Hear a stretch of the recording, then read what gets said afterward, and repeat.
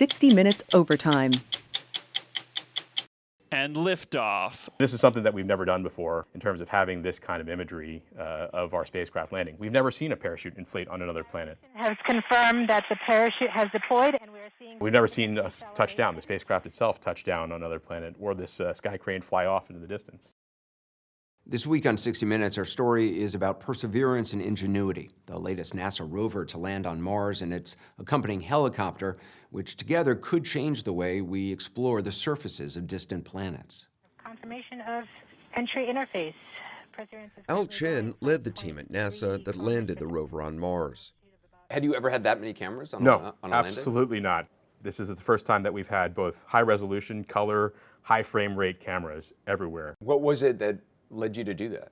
I think it's really just an opportunity for us to take people along for the ride.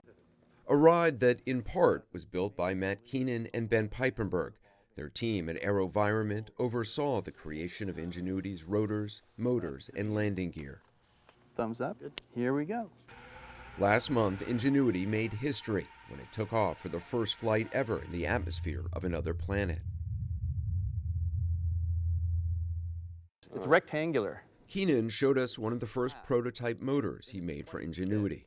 So how do you make sure it's perfect? Lots of testing. So the first motor I did, this was my little trial, teaching myself. Yeah, it's pretty pathetic. I mean, it's obsessive. This was, dozens of hours of messing around and using little pieces of plastic and wood and metal as guides so that the wire would stay centered going through. And then I'd pull it tight. And then I'd do another one, and then once I would wind one tooth, I would test it. And the first motor that I actually made for JPL for delivery, it took me 100 hours. For Keenan and Peipenberg, this project is a long time coming. They first met about 20 years ago when Peipenberg was a teenager. Yeah, I recruited him at a model airplane contest. You met him when he was 14 at a model airplane contest? Yeah, so we're kind of nerdy, and we make these little micro radio control models, pretty high tech. And I had been writing articles, and we had this one annual get-together that we would go to called the Neat Fair Micro Seminars. And he found us on the internet and showed up, and we just show our stuff and fly.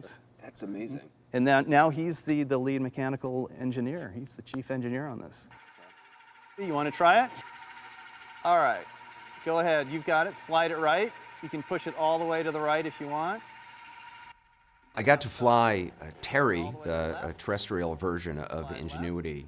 It's the one they use here for educational purposes. I'll bring it up a little bit. Now stop. It's not as complex as the one that's on Mars, but it gives you a sense of what it looks like and how it flies. All right, let me take over now. I've switched you out.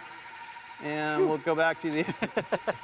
Why go through all this? What's the point of having a helicopter, besides being really cool, on Mars? Well, so aerial robotics in general are, we think, going to be very useful for exploring the solar system. We're just trying to get engineering data that tells us that helicopters can be used for this kind of a mission, and then from there we'll go on to much larger, much more exciting science missions.